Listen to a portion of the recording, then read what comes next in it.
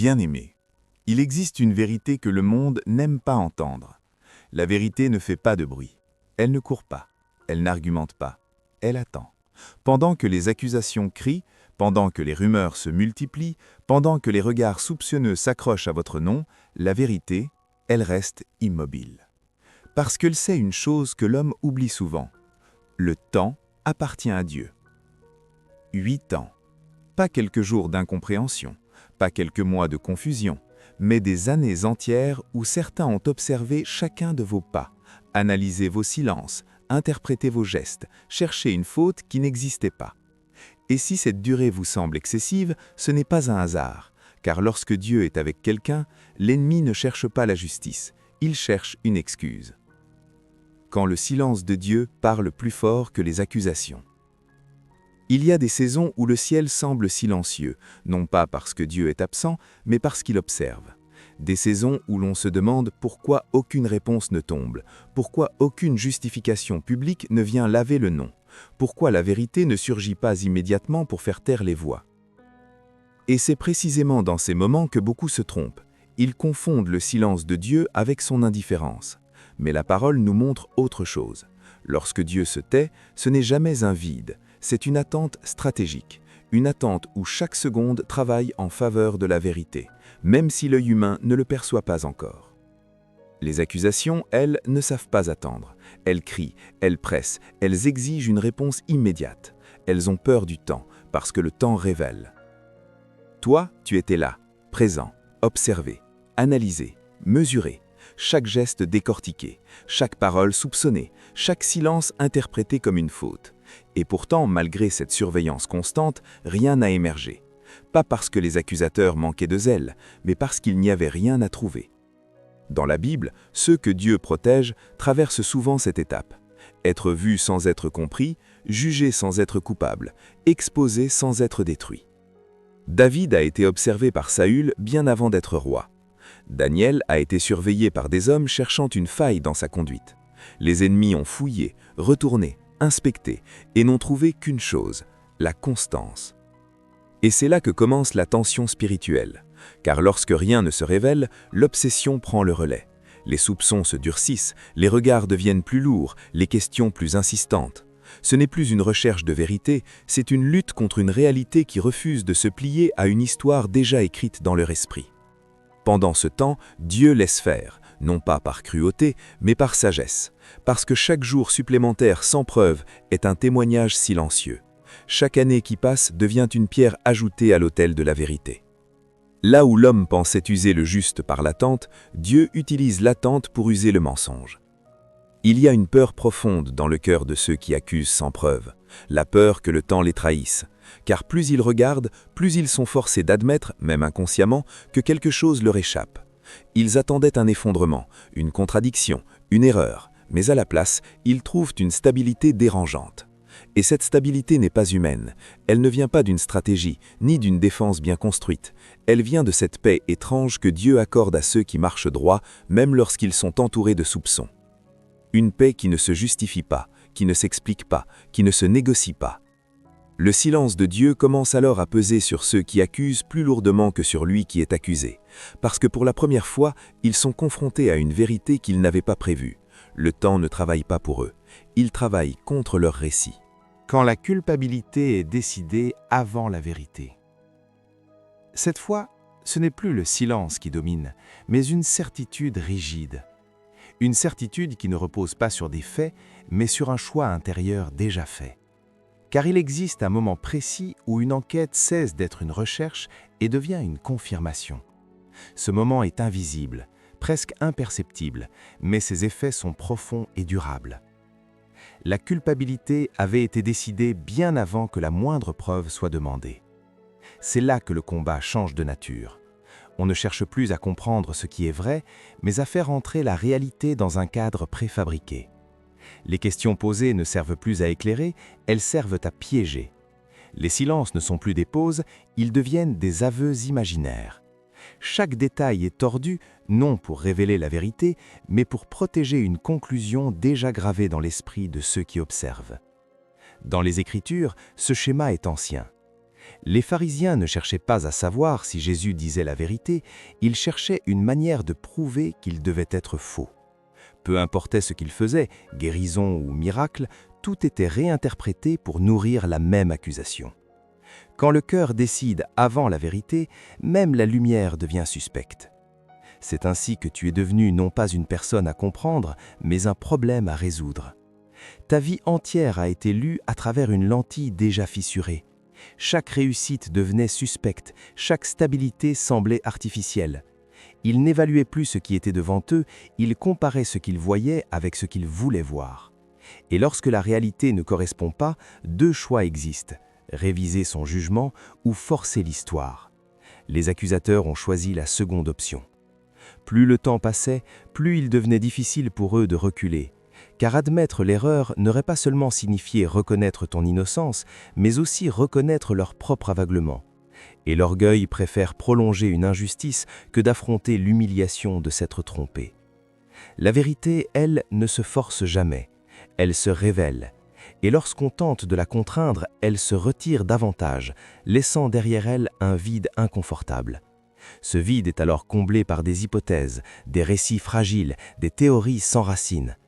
Tout devient matière à interprétation, même ce qui, autrefois, aurait été considéré comme neutre. Dans cette atmosphère, l'accusation devient circulaire. Tu es suspect parce que tu es suspect. Tu es observé parce qu'on t'observe. La logique se mord la queue, mais elle continue d'avancer, alimentée par la peur de perdre la face. Et pourtant, au cœur de cette distorsion, Dieu demeure constant. Il n'entre pas dans la confusion humaine. Il ne valide ni les récits forcés, ni les verdicts prématurés. Il observe les cœurs plus que les dossiers, les intentions plus que les procédures. Et pendant que certains construisent des accusations pour protéger leur ego, Dieu laisse la réalité suivre son cours imperturbable.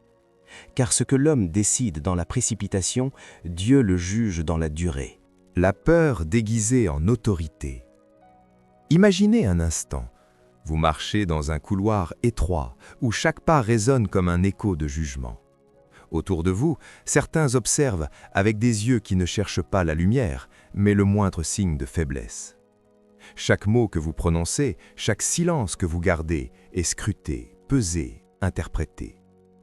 Et pourtant, au cœur de ce tumulte, il y a une force que personne ne peut toucher, votre paix, votre calme, votre foi. La peur, voyez-vous, se déguise toujours. Elle se pare d'autorité, se drape dans des titres, des uniformes, des règlements, des regards sévères. Mais derrière ces masques, ce n'est jamais la puissance qui agit, c'est l'angoisse. L'angoisse de perdre le contrôle, l'angoisse de voir la vérité se révéler malgré eux. Ceux qui veulent imposer leur volonté sur vous n'agissent jamais par sagesse, mais par crainte. La crainte que leur récit s'effondre, que leur illusion de contrôle disparaisse. Le vrai pouvoir ne hurle pas, il ne frappe pas. Il n'a pas besoin d'épouvantail ou de menaces pour exister. L'autorité qui vient de Dieu est douce, tranquille, inébranlable. Elle s'avance avec patience, avec humilité. Elle ne se vante pas, ne s'agite pas, ne cherche pas à écraser. Elle connaît le temps de Dieu et se tient ferme, même quand tout semble vaciller autour d'elle. Et tandis que l'autorité divine agit avec constance et clarté, l'illusion humaine de pouvoir se révèle chaque jour davantage comme ce qu'elle est, fragilité, nervosité, peur. Ceux qui vous attaquent sans raison, qui multiplient les accusations et les contraintes, ne font pas autre chose que de montrer leur désarroi intérieur. Chaque attaque, chaque tentative de manipulation est une confession silencieuse. Ils ont peur. Ils craignent que ce que vous représentez, votre intégrité, votre foi, votre fidélité à Dieu, mettent à nu leurs propres insuffisances. Et plus vous restez debout dans la sérénité, plus leur agitation s'intensifie. C'est une leçon subtile mais cruciale. Quand quelqu'un tente de dominer la vérité, ce n'est jamais elle qu'il craint. Il craint l'éclat de ce qui ne peut être corrompu, de ce qui ne peut être brisé. La peur se déguise en autorité, mais elle n'a pas de substance. Elle se fatigue, s'épuise, se ridiculise d'elle-même. Pendant ce temps, votre fidélité, votre constance et votre paix deviennent un témoignage vivant que la puissance véritable réside ailleurs, dans la main de Dieu, immuable, invisible, souveraine. Alors, souvenez-vous, chaque regard autoritaire, chaque menace silencieuse, chaque dossier accumulé pour vous intimider est en réalité un reflet de ce qu'il n'ose pas être. Et chaque fois que vous choisissez de marcher sans colère, sans réplique, sans trembler, vous démontrez la vraie puissance. Non celle qui domine, mais celle qui persiste. Non celle qui écrase, mais celle qui libère. La peur peut bouger les hommes, mais elle ne peut pas toucher Dieu. La peur peut faire trembler le cœur des hommes, mais elle ne peut ébranler la vérité. Et dans ce combat invisible, la peur déguisée en autorité se démasque d'elle-même, laissant la lumière divine briller plus fort que jamais. Vous êtes devenu un miroir. Il arrive un moment où l'on comprend que la bataille que l'on pense personnelle n'est en réalité qu'un reflet de ce qui se passe ailleurs. Chaque accusation lancée, chaque murmure, chaque regard suspicieux n'était pas simplement dirigé contre vous. Non, ils ne pouvaient tolérer ce que vous représentiez, une stabilité que leur cœur tourmenté refusait d'admettre. Votre vie, vos choix, votre paix intérieure sont devenus un miroir. Et dans ce miroir, ils se sont vus eux-mêmes, non pas tels qu'ils auraient voulu être, mais tels qu'ils étaient réellement. Pensez à Abel, tendre et sincère, qui marchait avec Dieu. Pensez à Caïn, consumé par l'envie et l'incompréhension, incapable de regarder la lumière sans se sentir menacé. De la même manière, certains autour de vous n'ont pas supporté votre reflet. Votre constance révélait leurs failles, votre intégrité dévoilait leur duplicité. Votre fidélité à la vérité mettait en lumière leurs mensonges silencieux. Et au lieu de s'arrêter, de se repentir ou de se remettre en question, ils ont projeté. Chaque accusation était un voile jeté sur leur propre conscience, chaque attaque un masque de contrôle qu'ils croyaient nécessaire. Imaginez la scène.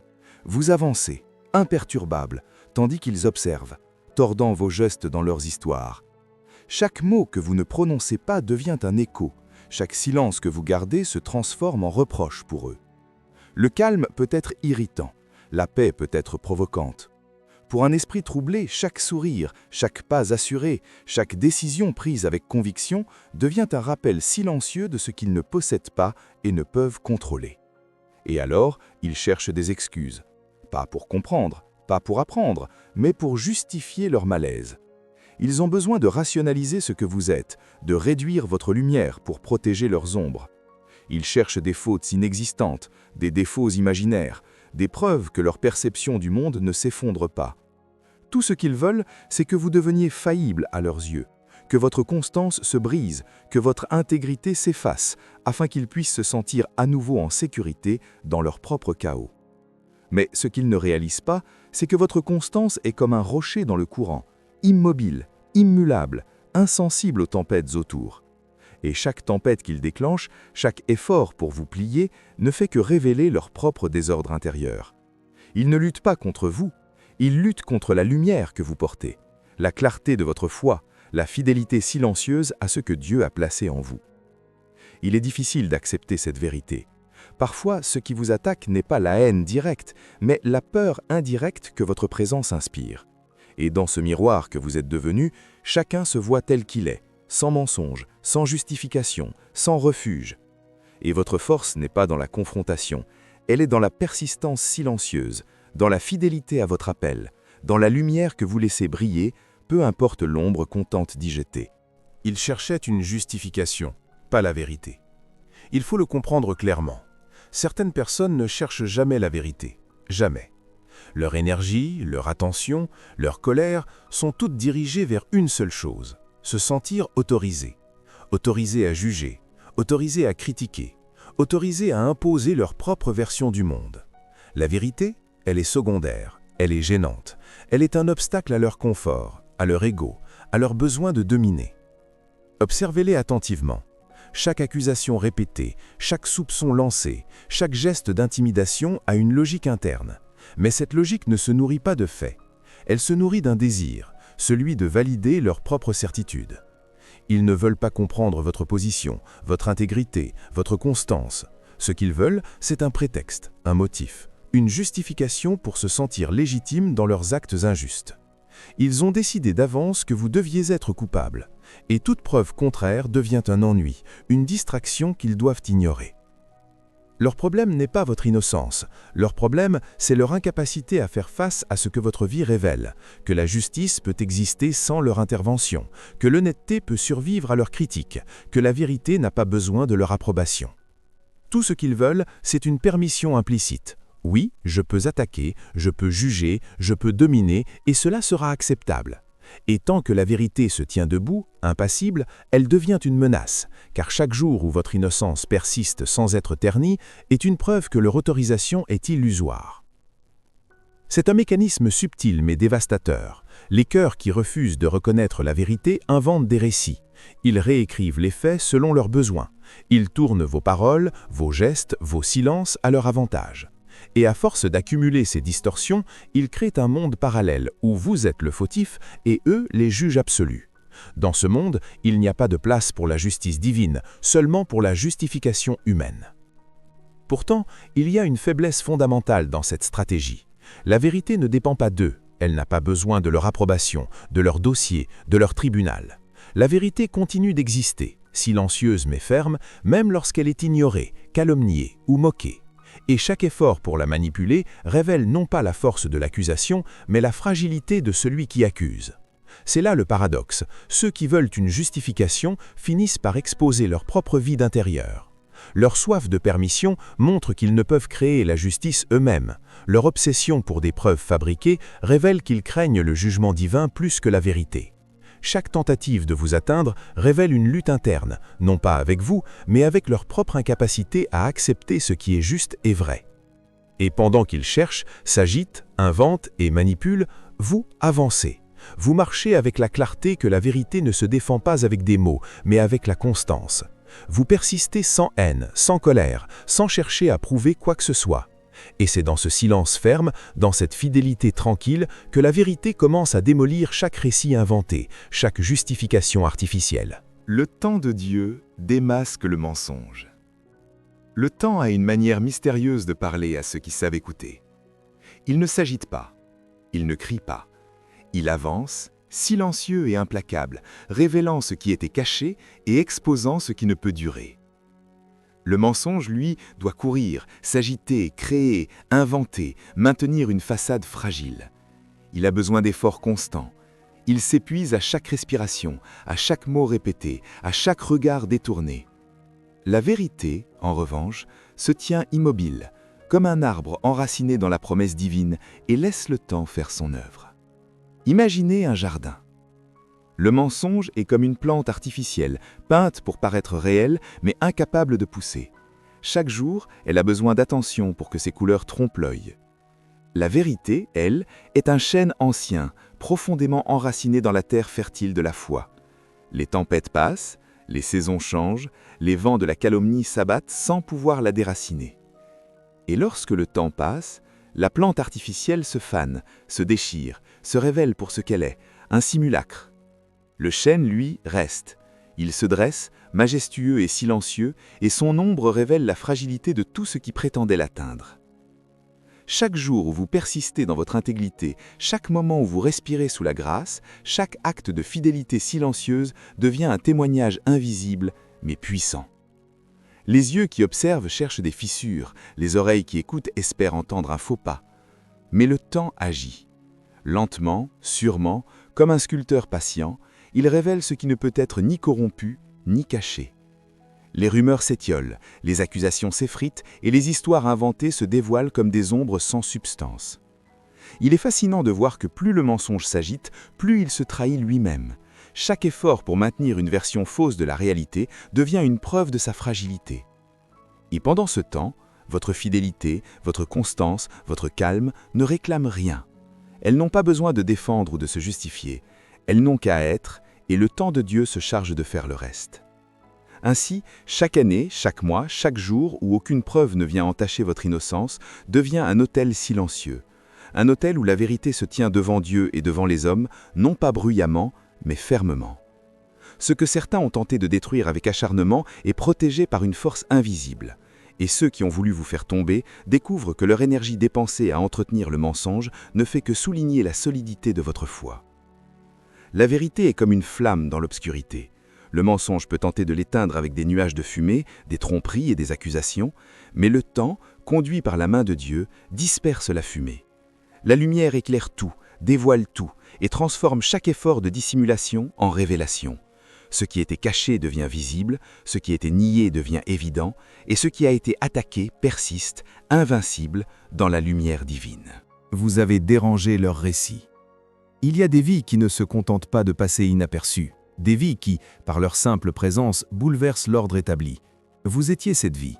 Vous ne faisiez rien de spectaculaire selon le monde, et pourtant chaque geste, chaque décision silencieuse, chaque moment de foi immuable dérangeait ceux qui croyaient contrôler le récit. Votre constance devenait un reproche invisible, votre paix une accusation silencieuse. Et eux se débattaient pour maintenir une illusion, un monde façonné selon leurs règles, leurs peurs et leur orgueil. Imaginez un château construit sur du sable. Chaque accusation, chaque manipulation, chaque tentative de vous diminuer était un grain de sable déplacé. Vous, debout, calme, fidèle, n'avez pas cédé. Vous n'avez pas tremblé, vous n'avez pas justifié chaque souffle de votre existence. Et ce simple refus de plier a commencé à fissurer les fondations de leur château. L'illusion de contrôle s'effritait, et à chaque fissure, leur agitation devenait plus évidente. Ils pensaient que votre chute serait nécessaire pour restaurer leur monde, que si vous étiez faible, si vous doutiez, si vous trébuchiez, leur récit serait intact. Mais vous avez persisté, vous avez marché droit, même quand tout conspirait contre vous. Votre foi, votre intégrité, votre endurance ont transformé l'injustice en révélateur. Ce qui les inquiétait le plus n'était pas vos actions, c'était votre existence. Chaque instant où vous restiez debout, sans colère, sans plainte, sans justification excessive, était un miroir qu'ils ne pouvaient supporter. Le danger que vous représentiez n'était pas visible dans vos gestes, il était intangible, spirituel, profond. Vous incarniez une vérité qu'ils ne pouvaient manipuler, un principe qu'ils ne pouvaient contrôler. Votre constance exposait leur fragilité, votre foi dévoilait leurs limites et votre lumière silencieuse leur montrait ce qu'ils avaient perdu dans l'ombre de leur orgueil. Chaque effort pour vous faire plier, chaque stratégie, chaque calomnie échouait face à cette force invisible qui vous soutenait, la main de Dieu. Et plus ils tentaient de reconstruire leur récit, plus ils se trahissaient eux-mêmes. Chaque accusation répétée, chaque dossier accumulé, chaque mot prononcé dans l'intention de vous atteindre révélait leur panique intérieure. Ils réalisaient, peut-être sans le dire, que ce n'était pas vous qui étiez dangereux. Vous étiez le miroir de leur incapacité à affronter la vérité, le rappel de tout ce qu'ils avaient refusé de changer en eux-mêmes. Restez-y attentifs. Dans ces moments de chaos et d'opposition, il y a une leçon profonde. Ce qui dérange les autres n'est pas votre faute, ni vos actions. Ce qui les effraie, ce qui les pousse à l'agitation, c'est la lumière silencieuse que vous portez. Et cette lumière ne s'éteint pas face aux menaces.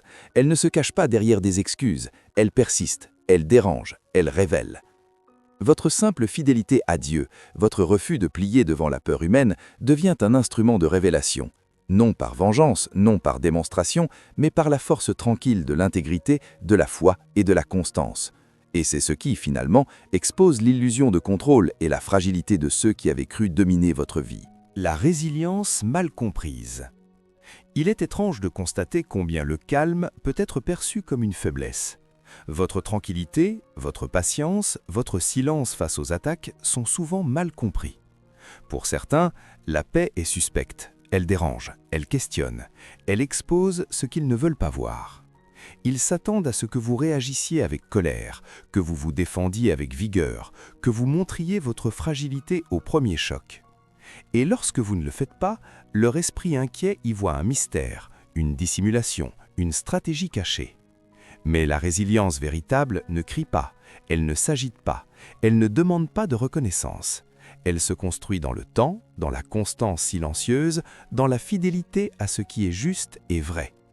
C'est une force subtile, imperceptible pour ceux qui ne regardent qu'avec les yeux de la peur ou de l'orgueil. Et c'est précisément cette invisibilité qui la rend invincible. Car personne ne peut attaquer ce qu'il ne comprend pas, et personne ne peut briser ce qu'il ne voit pas. Chaque épreuve, chaque accusation, chaque moment de tension devient une occasion de confirmer cette résilience.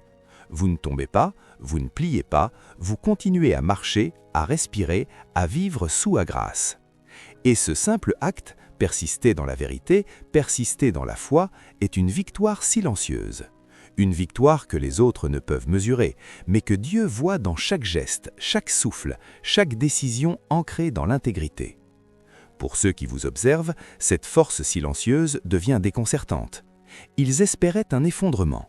Ils attendaient une réaction humaine, une faiblesse à exploiter. Mais votre constance rend leurs attentes absurdes. Votre calme ne signifie pas passivité, il signifie maîtrise. Il signifie que vous appartenez à une autorité supérieure, que vous êtes guidé par des principes qui ne peuvent être corrompus par la peur, l'injustice ou la calomnie. La résilience mal comprise a une beauté étrange. Elle transforme les attaques en révélations, les critiques en témoins et les moments de doute en fondations solides. Chaque fois que vous choisissez de rester debout, non pas pour prouver quelque chose à quelqu'un, mais pour honorer Dieu et marcher dans la vérité, vous enseignez une leçon que les mots ne peuvent pas capturer. Ceux qui vous observent peuvent interpréter comme de la dissimulation, de la passivité, de la naïveté. Mais vous savez que cette force silencieuse est invincible, inébranlable, éternelle. C'est là que réside la profondeur de la résilience. Non dans le bruit de la réaction, non dans la démonstration de force, mais dans la constance silencieuse, dans l'engagement envers ce qui est juste et dans la foi que Dieu agit même quand personne ne regarde. Et lorsque ceux qui vous entourent confondent votre calme avec de la faiblesse, souvenez-vous que la véritable puissance est souvent invisible à l'œil humain, mais éclatante à la lumière divine. Une mise en scène, pas une quête. Imaginez une scène illuminée par des projecteurs artificiels où chaque mouvement est observé, chaque geste analysé, chaque souffle scruté. Les regards se croisent, les dossiers s'empilent, les accusations sont répétées, relancées, recyclées, comme si répéter suffisait à transformer une illusion en réalité. C'est une mise en scène parfaite, du moins pour ceux qui regardent avec leurs propres yeux aveuglés par l'orgueil et la peur. Pour vous, au centre de ce théâtre, il n'y a rien à craindre. Vous savez que le vrai spectacle se joue ailleurs, dans un royaume invisible que les hommes ne peuvent contrôler. Ils croient que l'activité constante, la pression et le bruit démontrent le pouvoir. Mais ce qu'ils ignorent, c'est que Dieu n'est jamais impressionné par les apparences. Chaque tentative de manipulation, chaque effort pour imposer une perception fausse, chaque accusation répétée est une preuve de leur désespoir. Ils ne poursuivent pas la vérité, ils poursuivent une illusion, celle d'un contrôle qu'ils n'ont jamais eu et qu'ils ne peuvent jamais obtenir. Et vous êtes immobile au centre de ce tumulte, non pas paralysé, mais ancré dans la vérité. Vous n'avez pas besoin de crier, de justifier ou de corriger chaque mensonge. Votre fidélité est silencieuse, votre intégrité est visible dans les détails imperceptibles de votre quotidien. Et votre paix devient un contraste frappant avec leur agitation. Chaque année qui passe, chaque moment où leurs efforts échouent sans résultat, révèle que leur mise en scène n'est qu'un théâtre sans fond. Leurs dossiers, leurs accusations, leurs réunions, leurs rumeurs, tout cela ressemble à un vent qui tente de renverser un rocher. Mais le rocher ne bouge pas, il ne vacille pas, il ne s'inquiète pas du vacarme autour de lui. Et ce qui semblait destiné à vous détruire se retourne en témoignage silencieux. La vérité tient debout parce que Dieu la garde. Chaque mouvement calculé contre vous devient, sans le savoir, un révélateur de la faiblesse humaine. Leur spectacle, autrefois effrayant, perd de sa force. Leur agitation est visible pour tous ceux qui regardent attentivement. Ils n'ont pas seulement échoué à nuire à votre vie, ils ont révélé leur propre cœur, leur incapacité à discerner, leur peur de la vérité. Et tandis qu'ils croient contrôler le récit, le véritable auteur de l'histoire observe chaque détail, chaque intention et agit avec justice parfaite. Dans ce théâtre où ils pensaient vous écraser, vous êtes la preuve que la fidélité et la vérité surpassent toutes les mises en scène humaines. Vous ne participez pas au spectacle, vous ne répondez pas aux illusions. Vous avancez avec confiance, sachant que les apparences ne déterminent rien. Et pendant qu'ils s'épuisent à maintenir un récit vide, la lumière divine continue de briller, révélant ce qui est réel, exposant ce qui est faux et transformant chaque tentative d'attaque en un crayon silencieux de la vérité et de la justice de Dieu. Ils avaient besoin que vous tombiez. Ils ont espéré, oh comme ils ont espéré. Chaque instant de votre vie leur semblait une opportunité de vous voir vaciller. Chaque décision que vous preniez, chaque silence que vous gardiez était scruté avec impatience, dans l'attente du moment fatidique où vous feriez un pas de travers, où votre intégrité céderait enfin. Ils avaient besoin que vous tombiez, non pas pour comprendre, non pas pour apprendre, non pas pour révéler la vérité, mais pour se rassurer eux-mêmes, pour éviter de se confronter à ce que votre fidélité exposait, leur peur, leur orgueil, leur manque de repentance. Leurs espoirs étaient visibles, même lorsqu'ils tentaient de les dissimuler derrière des accusations répétitives, des règles et des procédures. Chaque mot, chaque geste, chaque document accumulé n'était pas dirigé vers la justice. Il était dirigé vers vous comme un piège, un test cruel pour vérifier si vous plieriez, si vous faibliriez, si vous commettriez l'erreur qui les libérerait de leur propre conscience. Mais ils ne savaient pas que vous n'étiez jamais seul. Chaque épreuve que vous traversiez était accompagnée de la main de Dieu, invisible mais indéfectible. Et alors que leur impatience grandissait, leur agitation trahissait une vérité plus profonde. Ils savaient, au fond d'eux-mêmes, qu'ils n'avaient aucun pouvoir réel sur vous. Ils pouvaient orchestrer, manipuler, accuser, mais ils ne pouvaient jamais forcer la chute de quelqu'un que Dieu protège. Chaque plan échoué, chaque tentative avortée devenait une preuve de cette protection. Chaque effort pour vous atteindre se retournait contre eux, révélant non seulement leur frustration, mais aussi la justice immuable de Dieu à l'œuvre.